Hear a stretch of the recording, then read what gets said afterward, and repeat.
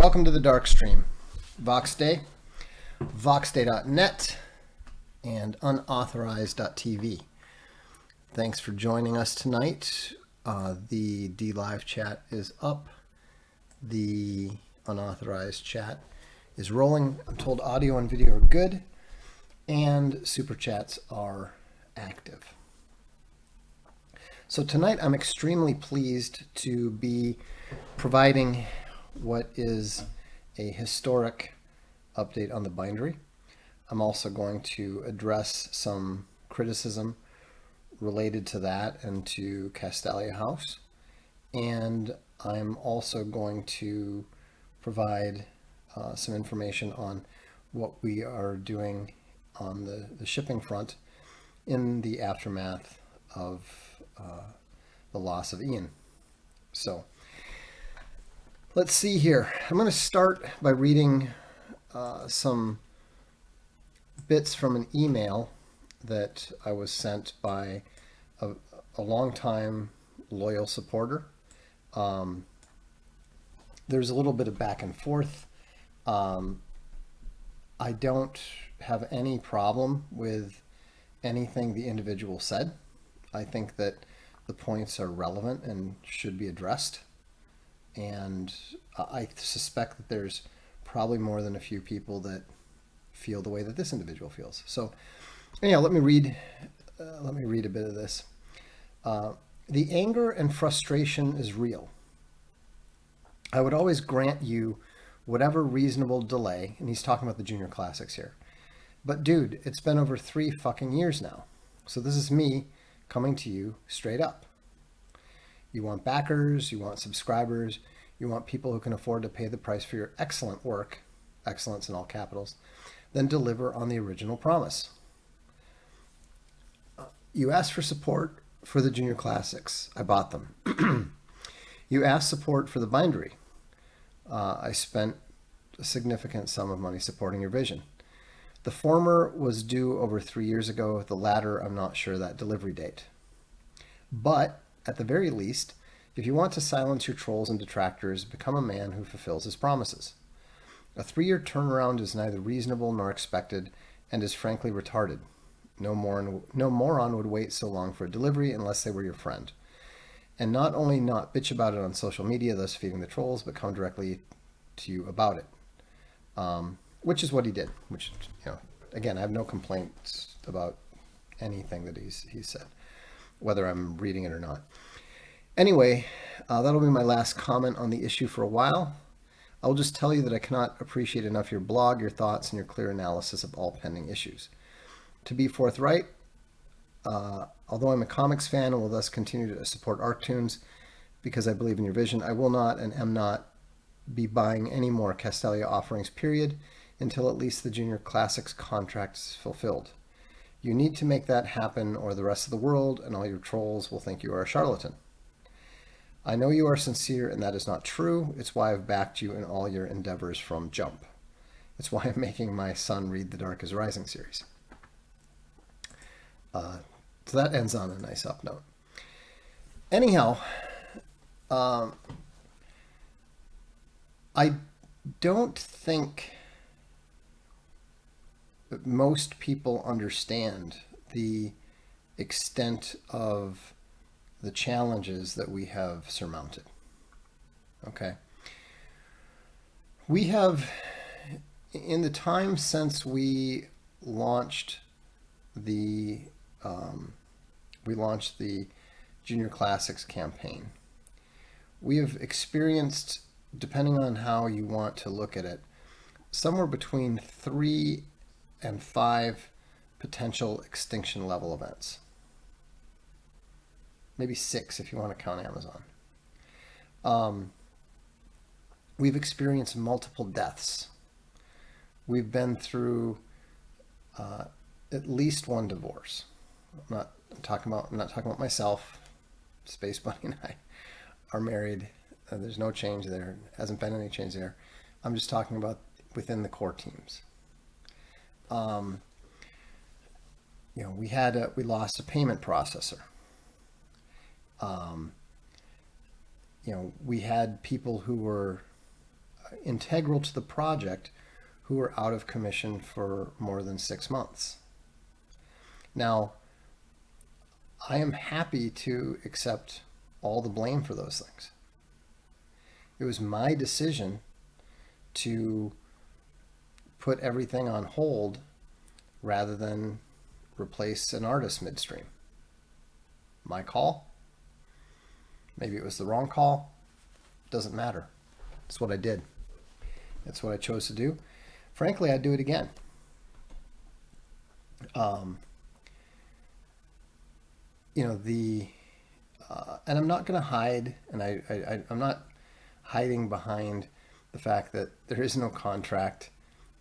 Believe me, I've read all of the terms of use of every crowdfunding site.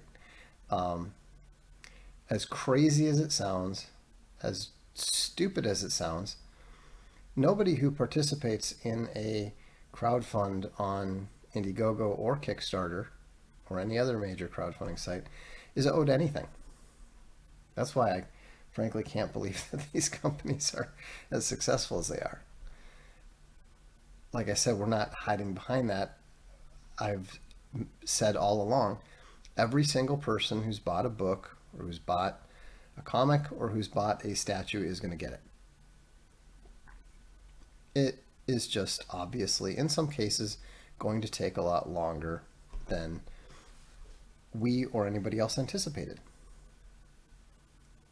And, there's a reason for it, for all these things, not just because of the issues, but if you're doing quality products, it sometimes takes longer than is humanly possible because it's not about me. Okay? Sea of Skulls being delayed is about me. That's under my control. But the Junior Classics and some of the other projects involve a number of moving parts like you wouldn't believe. The major problem that we had, the biggest single problem that we've had so far, was the inability of the U.S. Bindery to ship books for something like 8 months. We lost something like probably 15% of our subscribers, maybe 20% if you go peak to trough. And it's the cost of that period was probably even greater due to the fact that we weren't growing like we had been. We were on a really good growth path, and then suddenly, boom, no books get shipped. And a lot of people were justifiably angry because they couldn't figure out what was going on. They had tracking numbers. They're waiting patiently, and everything that we're telling them sounds like a lie. We have a super chat from Sapien Avenger. Thank you, Sapien. Good things come to those that wait. Well, this is true. It's absolutely true.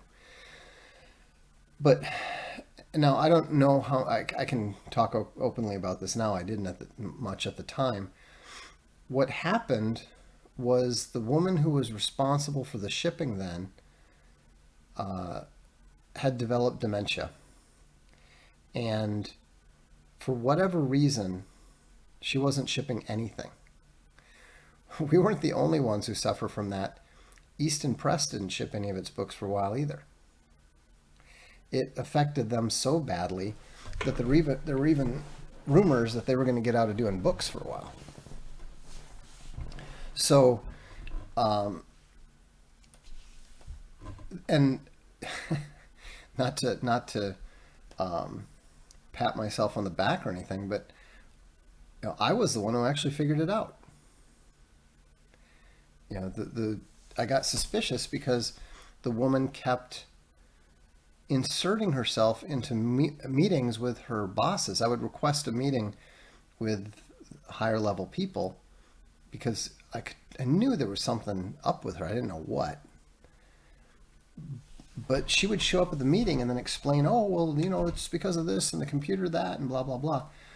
Anyhow, one day I finally asked this woman, a very competent woman who had recently joined the company there, I asked her to go and physically count the number of books in the warehouse.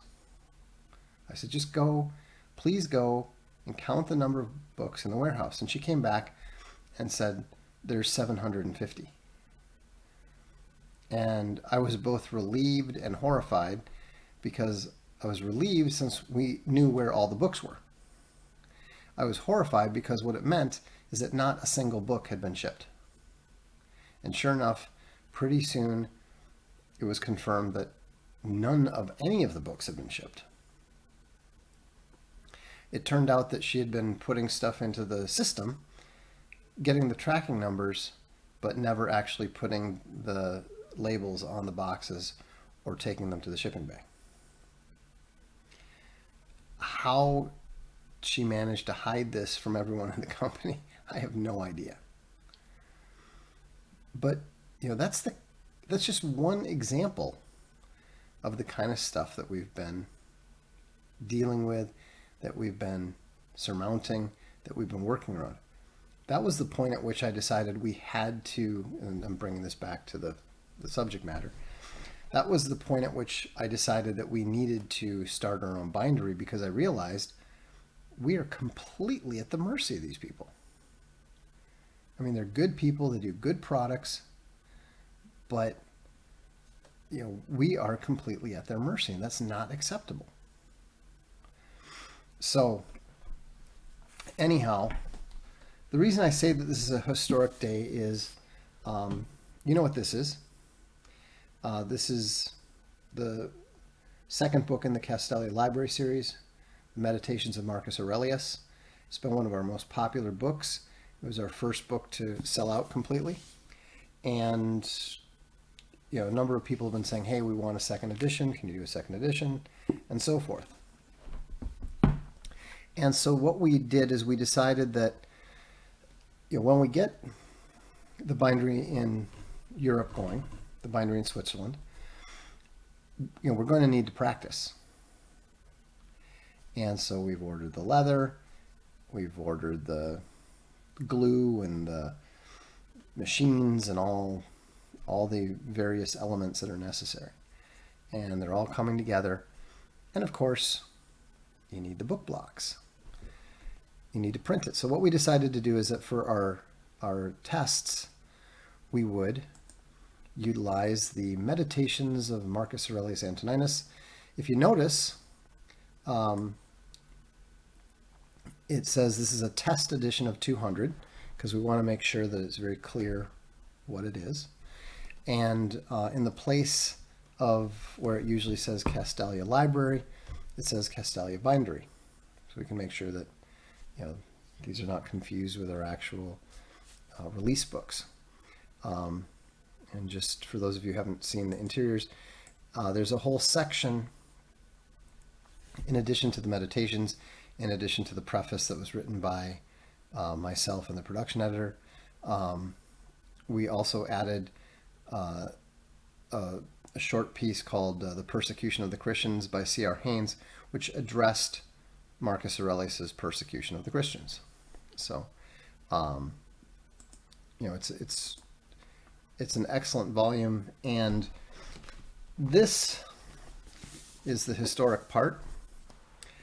What I'm showing here is the book block, the first book block to be printed in Switzerland.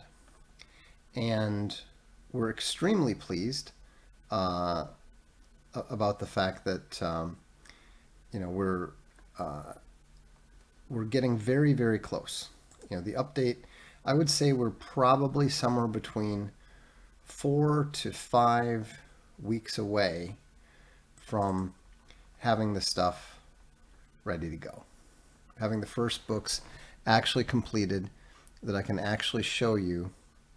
Let me see if I have had a picture somewhere. It's kind of annoying. I thought I'd no idea where I put it. Let's see. Well, I'll have to find it later. But the point is that this is exactly that. The Meditations of Marcus Aurelius, and this is exactly what I just showed you with the I don't know why we're getting so much screen trash, but Castalia Bindery. And so I believe that within a matter of weeks, we're going to have these very book blocks bound in leather. It's possible we'll have a few of them gilded. We're not really focusing on the gilding because that's a service that we use. We don't do it ourselves. And so other than just making sure it doesn't screw things up somehow with the glue and the heat and so forth, we don't need to worry about that. Dirk McGurkin says, in 200 years, someone's heirs will be arguing over who gets it. Well, we can certainly hope it's that sort of outcome. I want to see if I can. Why I can't find this? Hang on a second.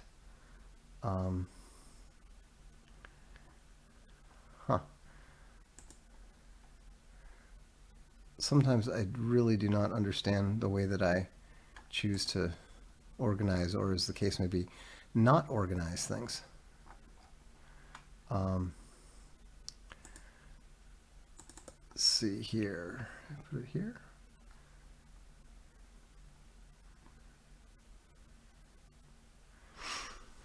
Drat. It's well. I'll put the picture up on the blog, and you'll see it. But there's a lovely picture of two of the book blocks, and I think that you'll find that it's quite lovely and quite encouraging, because I know how patiently a lot of you have been waiting, and we're getting there. Now, just because we get the bindery operational does not mean that the Iliad and the Odyssey are going to magically appear. Okay. That's going to take us a while. And right now, what we're focused on production-wise is first getting the junior classics done. One thing that we've decided to do, just to give people hope, is rather than wait until we get 7, 8, 9, and 10 done and shipping them all, in order to keep the shipping costs a little lower, we're going to ship 7 and 8 as soon as they're done, which we anticipate to be within the next 3 months, and then we'll get 9 and 10 done. Okay, here we go. I think I can put up a web source.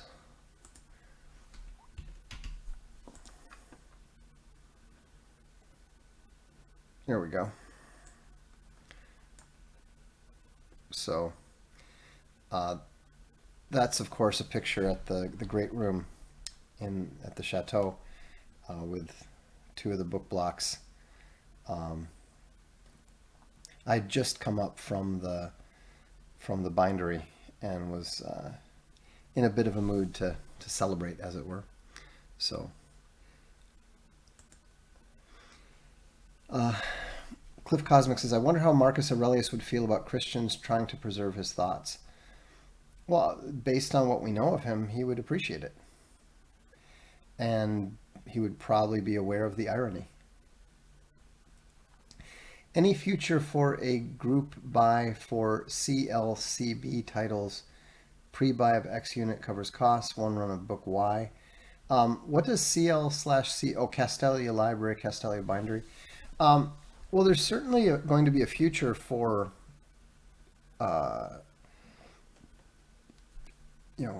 binding services. We already have a deal in place.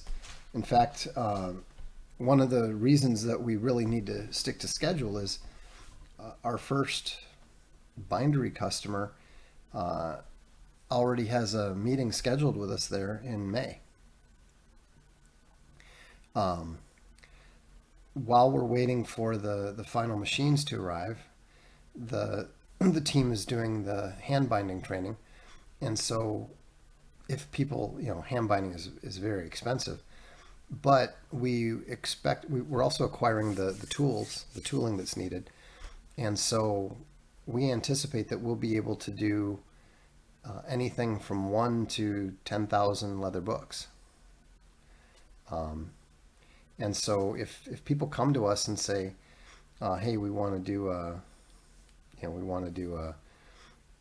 group buy or something, I mean, it's something that can be discussed. So but I mean, that would be less a library bindery thing, or less a Castalia library thing in the subscription sense. It'd just be more the service of the bindery in general. We've already had probably 10 to 15 authors contacting us and saying, what can we do? What would you be able to do? And so we're still waiting to determine exactly that. That's why we've only accepted the one customer, because we don't want any more until we know exactly what our capabilities are, exactly what we can deliver, find out exactly how long it takes. I mean, in theory we know, but I don't trust theory-based calculations. Theoretically, we could be doing as many as 8,000 books a month. We'll see. And we don't need to do 8,000 books a month. We need to do about 750 a month. But we'll see. And if the economy goes the way that we expect the economy to go, then we're probably going to need to do more books, because historically people turn to books as a relatively inexpensive form of entertainment when they can't afford to go out for dinner and a movie. ID Prism says, mostly considering new subscription customers covering costs for runs of old titles. Okay, well, I mean, we're generally going to bring back the old titles at some point, especially once the bindery's in operation, because then we've got both the ability to do them in the States as well as to do them here in Europe. Bearable Pain says, got my Jungle Books today and I subbed for the history subscription. Well, thanks very much, Bearable Pain. I appreciate that. And I hope you enjoy it. I think that's actually arguably one of the, if not the most attractive version of the Jungle Books yet published. I personally love Rikki Tikki Tavi. In fact, Rikki Tikki Tavi is also in the Junior Classics. I'm not sure if it was. No, it must have been in the old ones. It must have been in the 1958 ones. I don't think they're in the 1918 version.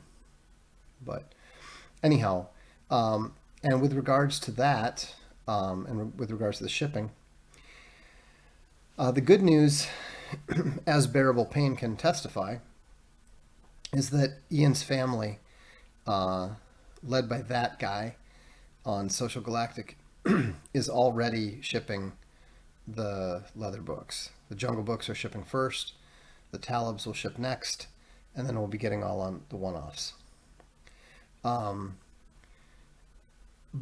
But in order to offload some of the burden from them, we've worked out an arrangement with one of the bears, and who's been a long-time subscriber to Library, and he is handling the Junior Classics as well as all of the regular print editions. So we're not going to have any more screw-ups like we did with Razor Fist Book or with the Junior Classics and so forth. You can email castaliashipping@gmail.com for that. But he's already buying the boxes. I'm actually placing the order tonight to cover all the outstanding 1 through 6 Junior Classics. And so we're methodically going back, cleaning up everything that's been missed, everybody that's been missed, and just, we'll do as many iterations as we have to. First Man says, are you ever going to do any of the Russian literary authors in the library? Yes, we have plans to do Tolstoy first. Russian's a little bit trickier because some of the translations we'd like to use are still under copyright, and so we'd have to work out deals with the copyright holders in order to do it. So we'll have to wait and see. But yeah, there's some Russians that we do plan to be doing. And the history books, we're actually ahead of schedule. 3 of the first 4 history books are already in the layout process. So we're well ahead of schedule in that regard. I think that the Peacock edition that we just announced, Pride and Prejudice, is going to do really well and is possibly going to bring a lot of new subscribers into Castalia Library, which is just going to make us stronger. So, but this is a really big deal. This means that we've just doubled our production capacity. And we've now got multiple sources of everything, so that if somebody goes down, if somebody goes out of commission for a while, for whatever reason, we don't have to stop. We can just switch over from one to the other as necessary. Not something that you necessarily want to do because of the shipping issues involved, but the point is that there is a solution, which is not something that we had 2-3 years ago. Anti-fragile, precisely. That's what we always aim at. And also, we are relatively anti-fragile, which is why we've survived all of these potential extinction events. I mean, there's a lot of publishing houses that were started after us that are not around or that are selling out. DAW is not around. Tor is probably not going to be around that much longer. But we will be. And so, but, I understand, and I am entirely sympathetic to those who are feeling angry or frustrated about the wait. I am not happy about it either. But being unhappy is not going to get anything done. Being frustrated is not going to get anything done. All we can do is just grit our teeth, try to get the people that are slowing things down back on track, try to get the work around whatever the hurdle happens to be. It would probably surprise you how calm the discussions have been over certain things that are major problems, because everybody involved understands that these things are going to happen.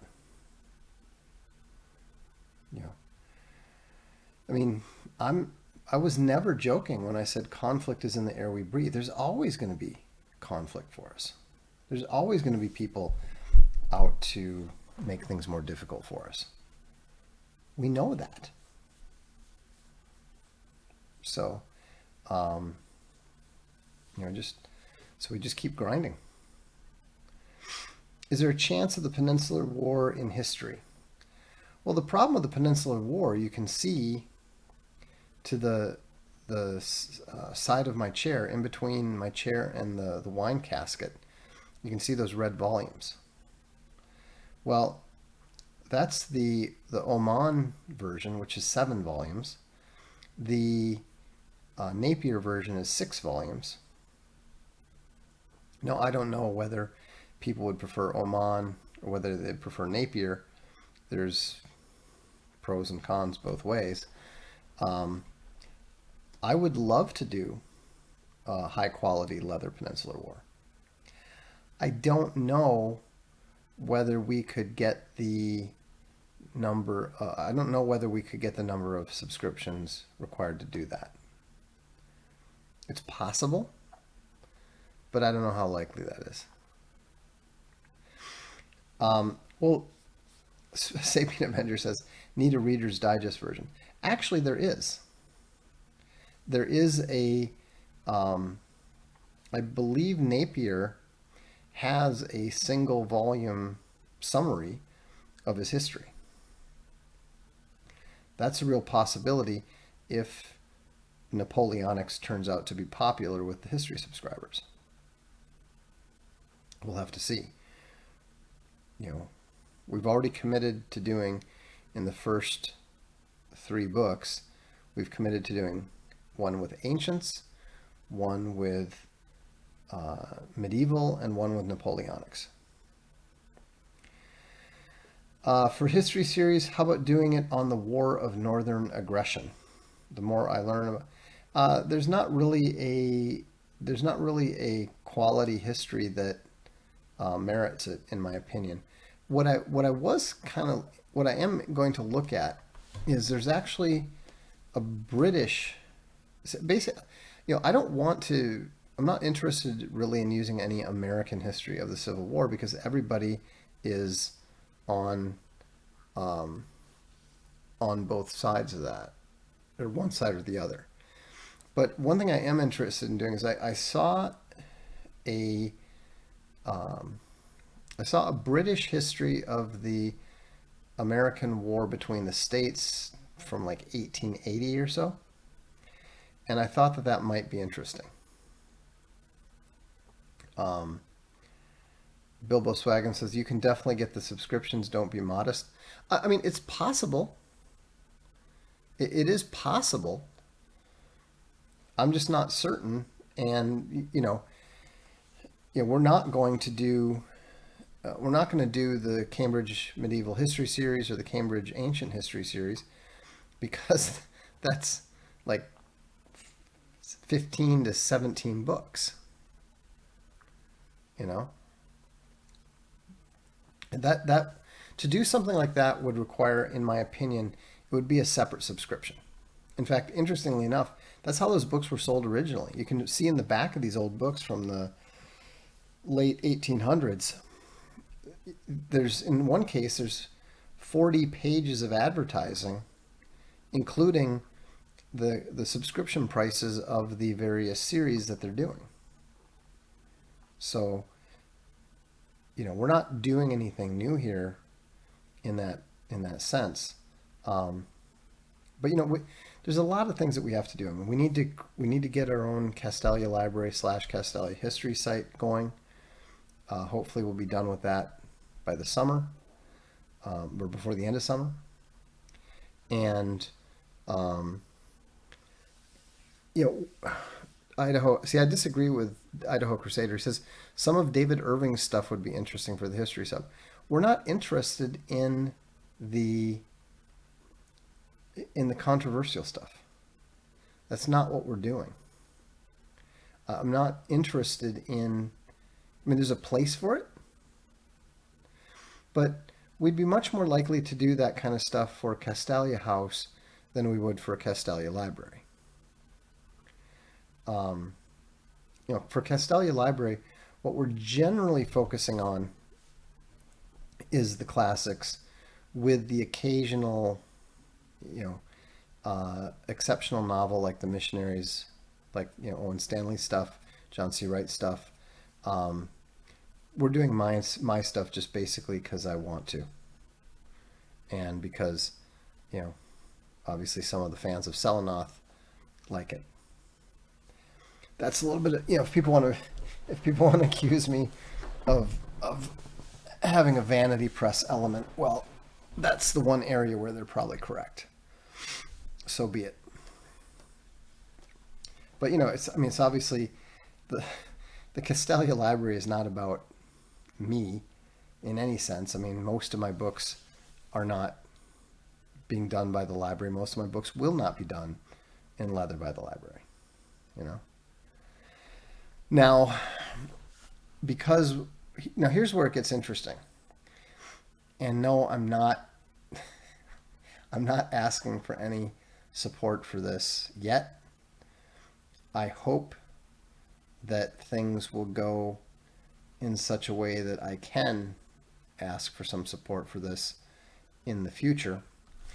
But if we had our own printing press with the sewing machine, which is something that we could acquire and something that we'd very much like to acquire, but we're not willing to think about it yet because we've got to focus on the exteriors and the binding first. If we had that, that would allow us to do much smaller runs profitably. We could do runs of 50 or runs of 100 instead of runs of 300. Offset printing is expensive. The paper is not even though the paper is the greater part of the cost, it doesn't really matter because it costs the same per book whether you do one book, whether you do 1,000. The cost of the paper is the cost of the paper. But where you get hammered is if you do generally fewer than 300.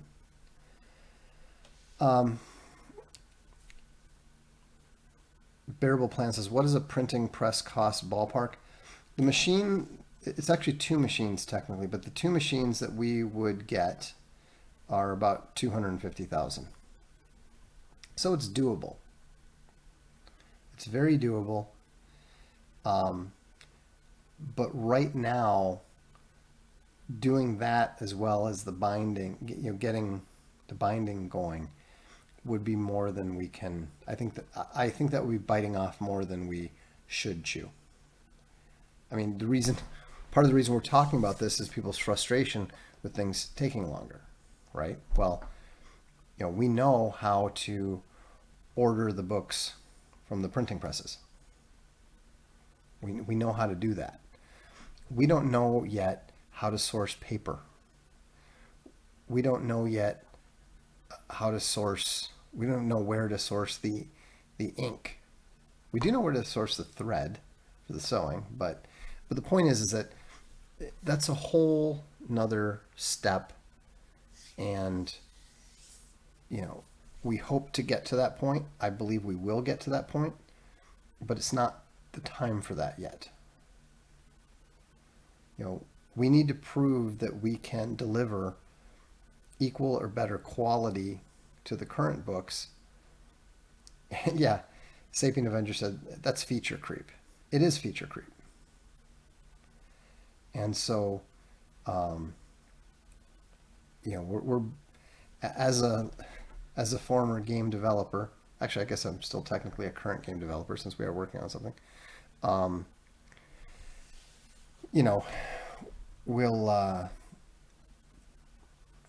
We're aware of the dangers of future creep. Pfefferbear says, yikes, that's the price of a Bertaria. Yeah, exactly. But it would take something like 20 books to break even on that. Maybe a little less. Hawk says, still with the bindery approaching fast, it's good to have one eye on the horizon. Well, yeah, and also it's not just from looking at the future. It's because when you buy these kind of machines, then people with other machines contact you and want to sell them to you. I haven't received them yet, but I'm supposed to be getting a sewn book block from the Italian distributor for the manufacture of that machine, just so I can see what the quality of it is. I've been told that it's excellent, that it's actually better than offset. I'll believe it when I see it. Exterminator Bear says, operating a printing press is its own set of skills and operators, isn't it? It's its own set of skills because of the way that this is a heavily automated machine, so we probably need like one additional operator. But the people that can handle the binding can definitely handle the printing. Any good linotype machines available? I don't know. We haven't been working on that. Those kinds of machines will probably never be cheaper. I think they will be in some way, just because this particular machine is, the reason that I was so interested in that is because it's about half the price of what a comparable machine was as recently as 6 months ago. That was why it was so tempting, because we hadn't even thought that that was anything approaching viability. And then I got contacted by a gentleman who said, hey, I hear what you're doing. We hear good things about what you guys are doing. We think we got something that would be of real interest to you. I said, yeah, okay, maybe. And by the end of the conversation, I was deeply attracted to the machine. Exterminator Bear says, Vox reaching monk status, producing and binding great books. Yeah, I'm not scoring a lot of points for being the rugged outdoorsy kind of guy. That's for sure. But the thing that's really nice though is that when we meet people, whether it's our neighbors or other folks and all that sort of thing, it's really nice to see the way that they react to it. Like our landlord loves what we're doing. It's like their favorite thing. They had some other space available, and they're like, "Are you sure you don't need any more space? We'll cut you a really good deal and all this kind of stuff." I'm like, thank you, but we just don't need any more. We're good. And